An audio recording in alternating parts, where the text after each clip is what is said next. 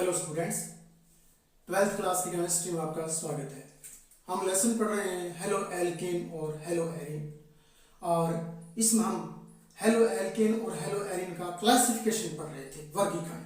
और वर्गीकरण हम पढ़ रहे हैं। इसमें देखिए, अगला जो वर्गीकरण है नेक्स्ट प्रकार का, जो बी प्रकार का है, वो है sp3c बॉन्ड x बंध युक्त यौगिकों, बंध युक्त यौगिकों के आधार पर।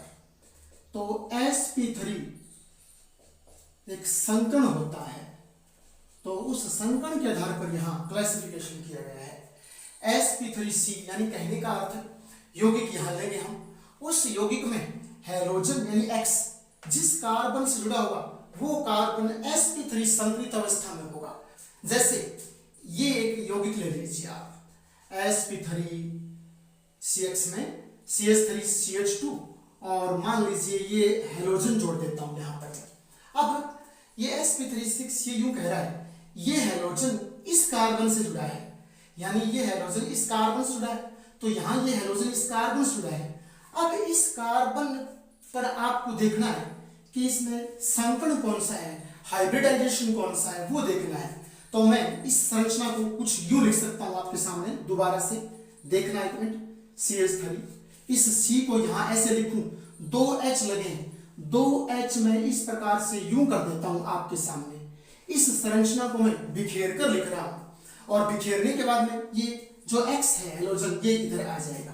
अब अपने को ये देखना है कि हैलोजन जिस कार्बन परमाणु के साथ जुड़ा है उस कार्बन परमाणु में संकर्ण कौन सा है, हाइब्रिडाइजेशन कौन सा है। तो यहां देखिए संकर्ण निकालने का तरीका मैं आपको 11th में बता चुका हूं कि इन कार्बन के यौगिकों में आप संकर्ण देखते हो तो कार्बन के चारों तरफ आप सिग्मा बंधों की संख्या देख लीजिए और उससे ये डिफाइन हो जाएगा। तो अब यहां देखिए, इस कार्बन पर ये सिंगल बॉन्ड है, सिंगल बॉन्ड हमेशा सिग्मा बंध होता है। इधर भी सिंगल बॉन्ड है, ये भी सिग्मा बंध है, इधर भी सिंगल बॉन्ड तो सिग्मा बंध, ये सिग्मा बंध। अब बताइए कितने सिग्मा बंध हो गए? 4 सिग्मा बंध हो गए। तो 4 सिग्मा बंध होने पर इन यौगिकों में ध्यान देना, इस प्रकार से पहले तुम रफ कार्य कर लेना, फिर गलती नहीं होगी।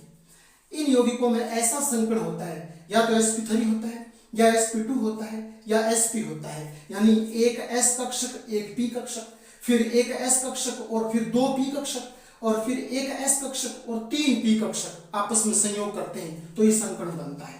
तो यहां देखिए, मैं यूं बता देता हूं, आप देखो थोड़ा सा एक ट्रिक है, वो ट्रिक के लिहाज से आप संकर्ण निर्धारित कर सकते हो। ट्रिक ये है कि आप इन टोटल कर लीजिए पहले, जैसे 3 p है और यहां एक s है, टोटल कितने हो गए? टोटल यहां 4 हो गए। देखिए यहां p के 2 हैं, s का 1 है, टोटल कितने हो गए? 3 हो गए। यहां s का 1, p का 1, टोटल कितने हो गए? 2 हो गए। तो अब कहने का अर्थ ये सिग्मा बंधों की संख्या है, जिनमें सिग्मा बंध 4 होंगे वहां sp3 संकर्ण होगा, जिसमें सिग्मा बंध 3 होंगे वहां sp2 संकर्ण होगा, और जहां सिग्मा बंध 2 होंगे वहां sp संकर्ण होगा। तो यहां देखिए सिग्मा बंध कितने हैं? 1 2 3 4 सिग्मा बंध हैं। तो 4 सिग्मा बंध है तो कौन सा संकर्ण होगा? sp3, अर्थात इस कार्बन में sp3 संकर्ण है। और sp3 संकर्ण वाले कार्बन पर ही कौन जुड़ा है? हैलोजन जुड़ा है। तो ये हो गया sp3CX, इसलिए इसको बोलते हैं sp3CX। इसका अर्थ होता है कि जिस कार्बन परमाणु की संकरित अवस्था sp3 होती है उस पर हैलोजन जुड़ा होता है। तो यहां देखिए ये कार्बन sp3 संकरित अवस्था में है और इस पर हैलोजन जुड़ा हुआ है। तो ऐसे यौगिकों में और हम अपने डिफाइन करेंगे कि इनमें आपके किस प्रकार का हेलो एल्केन है और किस प्रकार की हेलो एरिन है। तो फिर हम चलते हैं अपने मुख्य टॉपिक पर, और वो ये है sp3CX बंध युक्त यौगिकों के आधार पर वर्गीकरण। तो इस आधार पर और हम डिफाइन करते हैं, वो तरीका होता है एल्किल हैलाइड और एरिल हैलाइड। तो पहले हम एल्किल हैलाइड का ही जिक्र कर लेते हैं, ठीक है ना, एल्किल हैलाइड का ही हम जिक्र कर लेते हैं यहाँ पर। तो एल्किल हैलाइड में ध्यान देना, एल्किल हैलाइड को ही आप याद रखना हेलो एल्केन भी कहते हैं।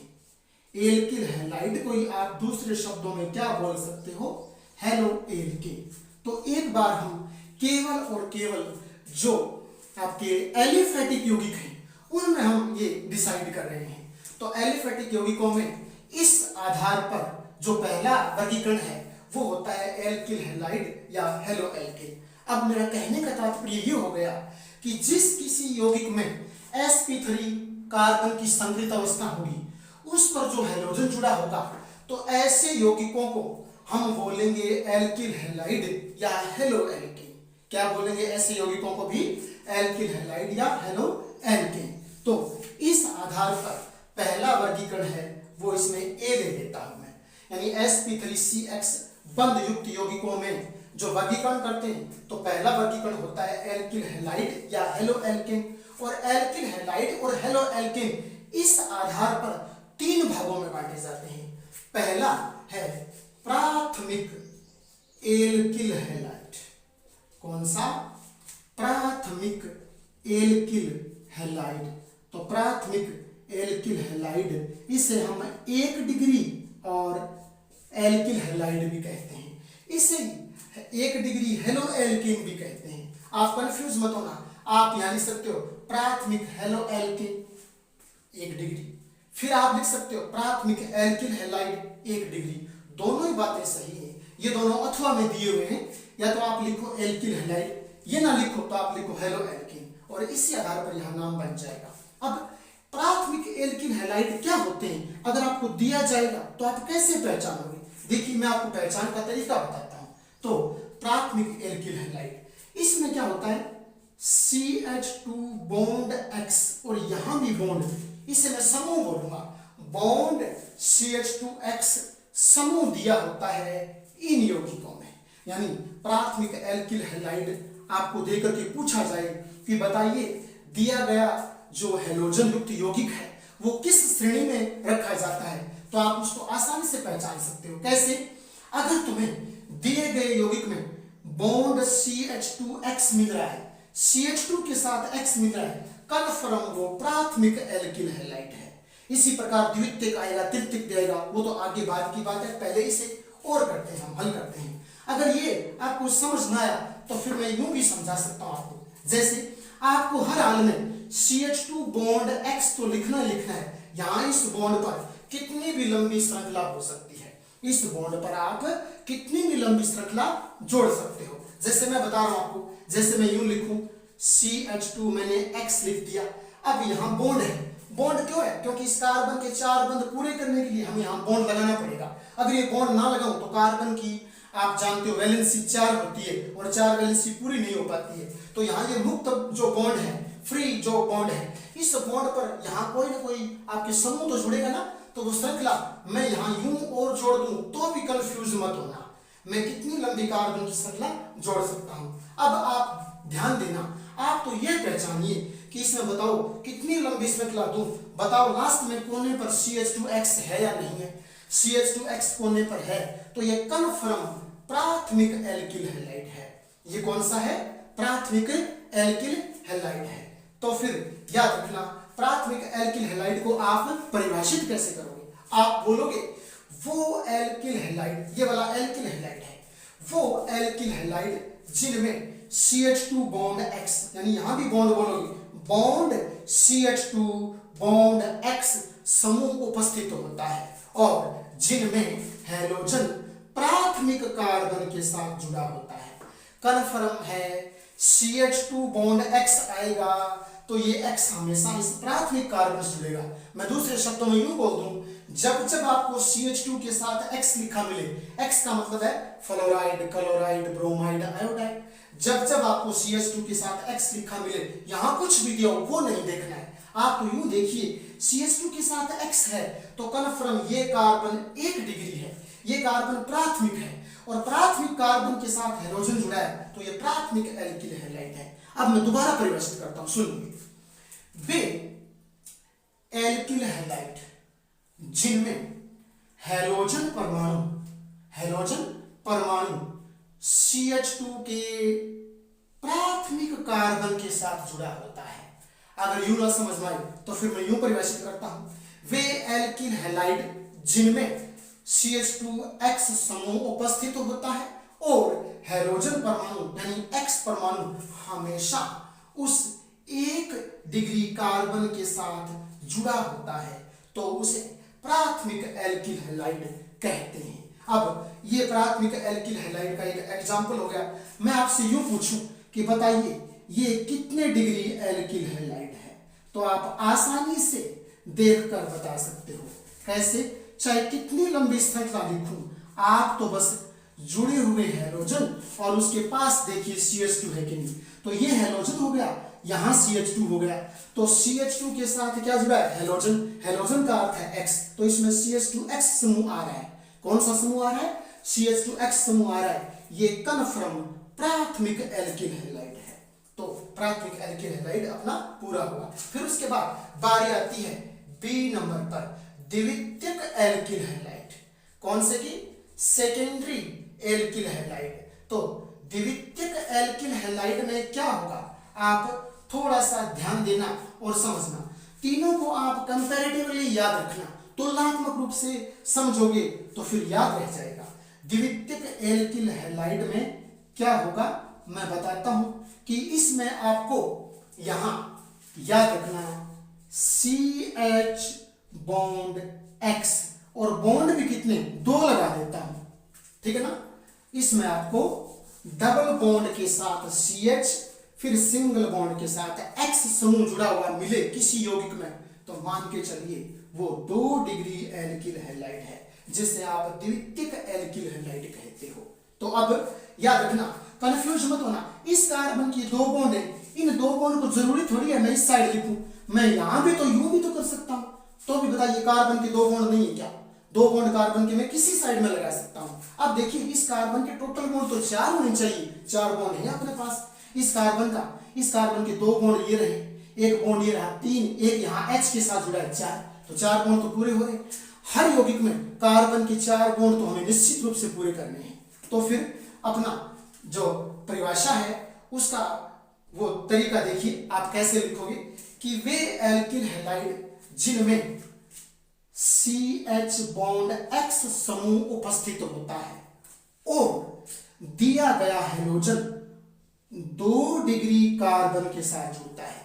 आप कहोगे जी इसमें 2 डिग्री कार्बन कैसे है? अरे इसमें CH है फिर हैलोजन है, पहले वाले में CH2 फिर हैलोजन था। तो यहां देखिए इस कार्बन पर 2 बॉन्ड है, इधर भी कोई ग्रुप आ जाएगा, इधर भी कोई ग्रुप आ जाएगा, तो ये कार्बन 2 डिग्री कार्बन हो गया, ठीक है ना। इस कार्बन पर इधर भी कोई बॉन्ड पर ग्रुप आ जाएगा, इधर भी कोई ग्रुप आ जाएगा, तो ये कार्बन 2 डिग्री कार्बन हो गया। तो ऐसे एल्किल हैलाइड जिसमें CH बॉन्ड X समूह उपस्थित होता है और दिया हुआ हैलोजन 2 डिग्री कार्बन से जुड़ा रहता है, तो उन्हें द्वितीयक एल्किल हैलाइड कहते हैं। आप अब एक एग्जांपल के माध्यम से और इसे समझिए 2 डिग्री एल्किल हैलाइड को। जैसे मैं यूं लिखूं आपके सामने और यहां ये वाला ध्यान देना, इस पर ये यहां मैं हैलोजन Cl जोड़ देता हूं। हैलोजन क्या जोड़ देता हूं? Cl जोड़ देता हूं। अब देखिए ध्यान देने वाली बात है कि अब आपको करना क्या है, इस कार्बन पर और यहां 2 बॉन्ड मुक्त हैं, तो कन्फर्म ध्यान देना आपको इन दोनों मुक्त बॉन्ड में से किसी एक पर एल्किल ग्रुप मिलेगा और एक पर H मिलेगा। एक पर H क्यों मिलेगा? क्योंकि देखो मेरी शर्त है कार्बन के साथ H आना चाहिए, तो कार्बन के साथ H आ रहा है, तो आप कहोगे 2 अन्य बॉन्ड और बच गए। हाँ, इस कार्बन के साथ H आ रहा है और 2 अन्य बॉन्ड बच गए, उन 2 बॉन्ड पर क्या होना चाहिए? एल्किल ग्रुप होना चाहिए। कार्बन के साथ H कन्फर्म होना चाहिए, तो कार्बन के साथ H कन्फर्म आ रहा है, और कार्बन के साथ 2 अन्य बॉन्ड बच गए, उन बॉन्ड पर कोई एल्किल ग्रुप होना चाहिए। एल्किल ग्रुप यहाँ कितने बड़े हो सकते हैं, छोटे हो सकते हैं, बड़े बड़े हो सकते हैं। तो फिर यहाँ देखिए इस कार्बन को मैं बोलूंगा तो ये 2 डिग्री कार्बन है। क्यों है 2 डिग्री?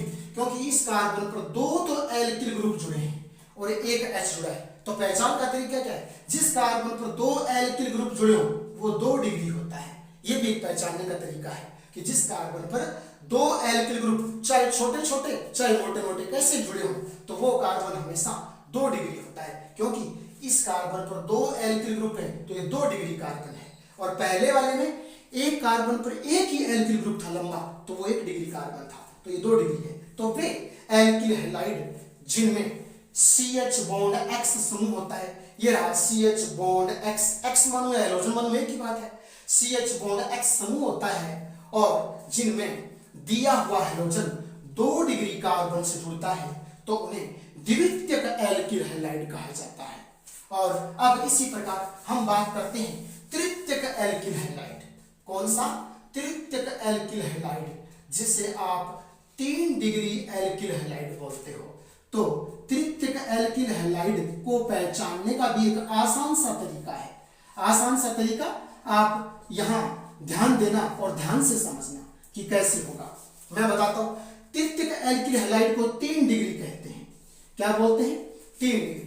तो इनमें होता क्या है, इनमें केवल और केवल याद रखना इस प्रकार से यूं ये वाली पोजीशन होती है, इसमें केवल और केवल CX समूह दिया हुआ होता है।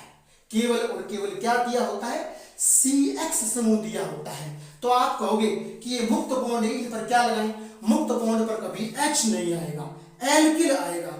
एल्किल लगाने से 2 डिग्री 3 डिग्री ऐसे बनते हैं, तो H नहीं आएगा, क्योंकि ये तो मेरा मूल समूह है कि तृतीयक एल्किल हैलाइड में क्या होना चाहिए? केवल और केवल CX होना चाहिए। तो C के साथ एक बॉन्ड तो ये हो गया, 3 बॉन्ड मैं इस साइड से यूं लगा देता हूं ताकि कार्बन के 4 बॉन्ड पूरे हो जाएं। आप लोग कहोगे कि सर अब इस कार्बन पर हम यहां H जोड़ सकते हैं क्या? अकेले H नहीं जोड़ सकते, क्योंकि CX आने के बाद में आप यहां एल्किल ग्रुप जोड़ सकते हो। एल्किल ग्रुप छोटे से छोटा तो CH3 होता है और जितना बड़ा आप और कोई लिखो तो वो आपके 3 कार्बन का, 4 कार्बन का, 5 कार्बन का इस प्रकार हो सकता है। तो यहाँ ये एल्किल है, तो इसमें याद रखना 3 एल्किल ग्रुप जुड़ गए इस कार्बन पर। इस कार्बन पर 3 एल्किल ग्रुप जुड़े हैं। किस कार्बन पर? जिस कार्बन से हैलोजन जुड़ा है उस कार्बन पर 3 एल्किल ग्रुप जुड़े हैं, और 3 एल्किल ग्रुप जुड़े तो ये कन्फर्म 3 डिग्री कार्बन है। तो हम तृतीयक एल्किल हैलाइड को परिभाषित कैसे करेंगे कि वे एल्किल हैलाइड जिनमें CX समूह होता है, जिनमें क्या होता है? CX समूह होता है और जुड़ा हुआ हैलोजन 3 डिग्री कार्बन के साथ बंध बनाता है। जुड़ा हुआ हैलोजन 3 डिग्री कार्बन के साथ बंध बनाता है तो उसे तृतीयक एल्किल हैलाइड कहते हैं। पहचानने का एक तरीका ये भी है कि जब किसी कार्बन पर 3 एल्किल हो और एक अकेला हैलोजन हो, 3 बॉन्ड पर तो क्या हो? एल्किल हो, और एक अकेला हैलोजन हो तो वो 3 डिग्री होता है। 3 एल्किल हो तो 3 डिग्री होता है, 2 एल्किल हो तो 2 डिग्री होता है, 1 एल्किल हो कार्बन पर तो 1 डिग्री होता है। एलिलिक हैलाइड, और ये हमारे एग्जाम में कई बार पूछा गया है कि एलिलिक हैलाइड से आप क्या समझते हो? एक उदाहरण दीजिए, ऐसा प्रश्न इसमें पूछा जाता है। तो एलिलिक हैलाइड तो आसान है, पहचानना आसान है और याद रखना है। एलिलिक हैलाइड में क्या होगा मैं बताता हूं पहले आपको। जैसे एक एग्जांपल लिख रहा हूं मैं, और वो एग्जांपल इस प्रकार से यूं, और फिर उसके बाद मैं यहां कोई हैलोजन जोड़ देता हूं। तो पहले तो ध्यान देना कि हमेशा शुरुआत जब होगी तो असंतृप्त के रूप में यहां CH2 डबल बॉन्ड CH आएगा, फिर उसके बाद में कोई अन्य कार्बन आएगा और अन्य कार्बन पर हैलोजन जुड़ा होगा।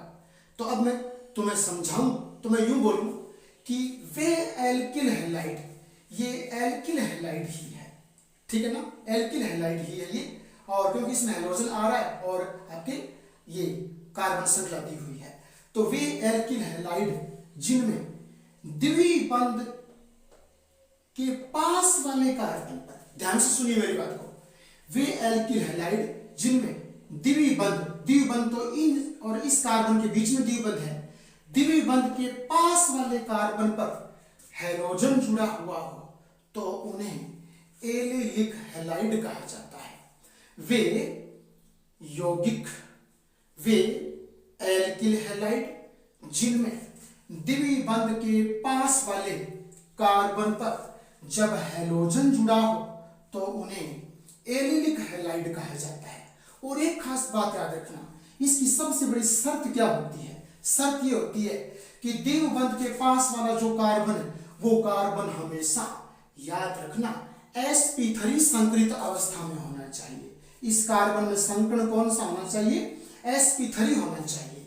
तो फिर मैं यूं डिफाइन कर सकता हूं कि वे एल्किल हैलाइड जिनमें द्विबंध के पास वाले sp3 संकरित द्विबंध के, ये द्विबंध है, द्विबंध के पास वाले sp3 संकरित कार्बन पर हैलोजन जुड़ा हुआ हो। द्विबंध के पास वाले sp3 संकरित कार्बन पर हैलोजन जुड़ा हुआ हो तो उन्हें एलिलिक हैलाइड कहा जाता है। क्या बोला जाता है? Allylic halide. तो इस प्रकार से ये बन गया। आप याद रखना कि इसको sp3 संकरित के रूप में डिफाइन करेंगे तो ध्यान देना, सिग्मा बॉन्ड की संख्या गिनना। इस कार्बन के पास सिग्मा बॉन्ड ये रहा, फिर एक ये रहा और एक सिंगल H के साथ यूं हो जाएगा। जैसे ये संरचना अपनी यूं बन जाएगी, मैं H यूं लगा देता हूं। यहां तो ये संरचना है ही अपने पास, इस साइड वाली, तो इस साइड वाली संरचना को मैंने सेम लिख दिया। इस कार्बन को यूं लिखा, H2 थे, मैंने यूं बिखेर कर लिख दिया और इस साइड में हैलोजन है, हैलोजन को यूं जोड़ दिया। अब इसमें सिग्मा बंध देखिए, ये रहे सिग्मा बंध।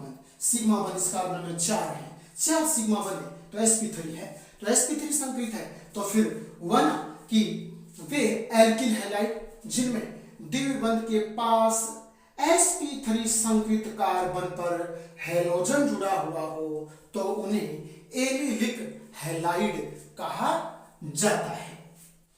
हमारा तीसरा प्रकार है इसमें बेंजीलिक हैलाइड।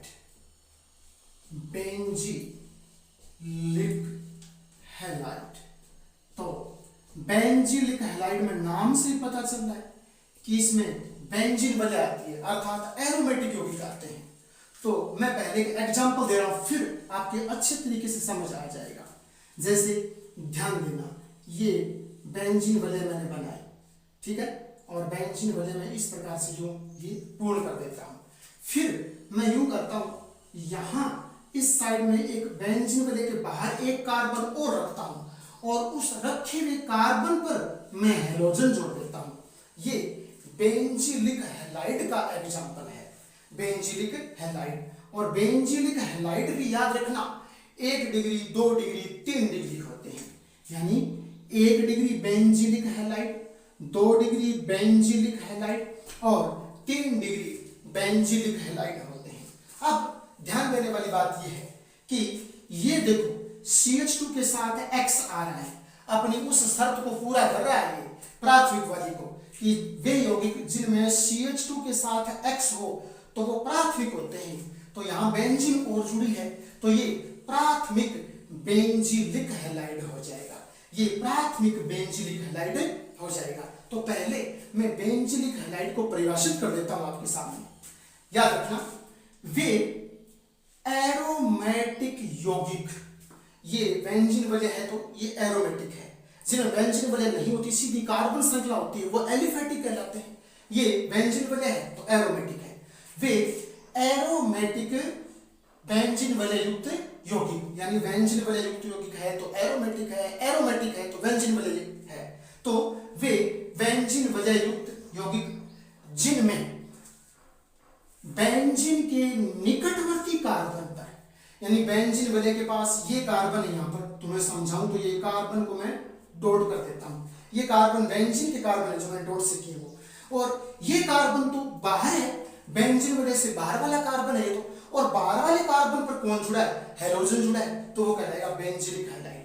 तो वे एरोमेटिक हैलाइड जिनमें बेंजीन वजह के पास वाले कार्बन पर कोई हैलोजन जुड़ा हुआ हो तो उन्हें बेंजीलिक हैलाइड कहते हैं।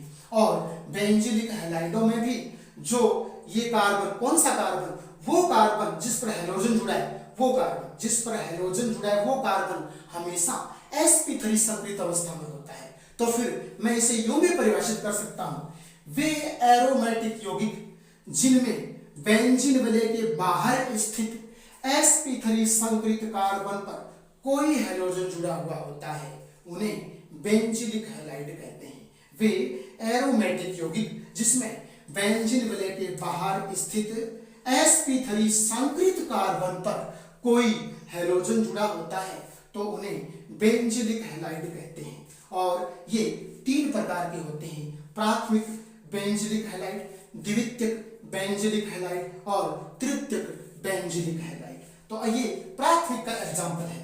अगर आप द्वितीयक का एग्जांपल लिखोगे 2 डिग्री का, तो पहले आपको बेंजीन तो ऐसे बनानी ही बनानी पड़ेगी। बेंजीन बनाने के बाद में आपको ऊपर CH तो लिखना पड़ेगा, क्योंकि कार्बन तो हमेशा बेंजीन वलय के बाहर रखना है 100%। बेंजीन के बाहर कार्बन रखोगे, उस कार्बन पर हैलोजन जोड़ोगे। मैं यहाँ हैलोजन जोड़ दूं, आप कहोगे कार्बन के बॉन्ड पूरे नहीं हुए, तो यहाँ एक एल्किल ग्रुप जोड़ देता हूँ उस बॉन्ड पर। तो अब देखिए, अब यहाँ इसके साथ क्या है, CH के साथ X है, यहाँ तो CH2 के साथ X था, तो प्राथमिक एल्किल हैलाइड था, ठीक है ना, प्राथमिक की शर्त पूरी हुई थी। यहाँ CH के साथ X है, तो 2 डिग्री की शर्त पूरी हो रही है, तो ये 2 डिग्री कार्बन है, यहाँ ये 1 डिग्री कार्बन है, तो यहाँ बेंजीन वलय भी साथ में जुड़ी है, तो फिर ये 2 डिग्री बेंजीलिक हैलाइड हो जाएगा।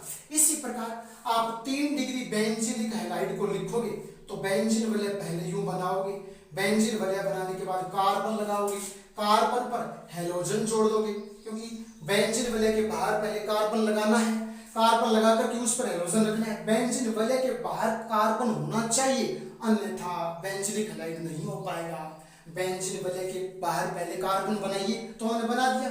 अब इस पर कार्बन के बॉन्ड पूरे करने के लिए यहाँ एल्किल ग्रुप जोड़ देता हूँ, ऊपर भी CH3, इधर भी CH3, ठीक है ना। और एक ये भी याद रखना, ये खुद बेंजीन के ग्रुप हो गया, तो एक एल्किल, दूसरा एल्किल और तीसरा एरोमेटिक ग्रुप हो गया एक कार्बन पर। एक कार्बन पर ग्रुप तो 3 ही है, एक कार्बन पर एक एरोमेटिक ग्रुप है, एक एल्किल ग्रुप है और एक दूसरा भी एल्किल ग्रुप है और एक हैलोजन है। तो हैलोजन वाले कार्बन पर 3 बॉन्ड के साथ और यहाँ एल्किल ग्रुप जुड़े हैं, तो ये 3 डिग्री कार्बन हो गया, 3 डिग्री कार्बन हो गया, शर्त पूरी करा 3 डिग्री की। और बेंजीन पर बाहर की तरफ कार्बन लगाए, उस पर हैलोजन लगाए और वो भी 3 डिग्री वाले पर, तो ये तृतीयक आपकी बेंजीलिक हैलाइड है, यानी 3 डिग्री बेंजीलिक हैलाइड है। तो बेंजीलिक हैलाइड को आप कैसे परिभाषित करोगे कि वे एरोमेटिक यौगिक जिसमें बेंजीन वलय के बाहर उपस्थित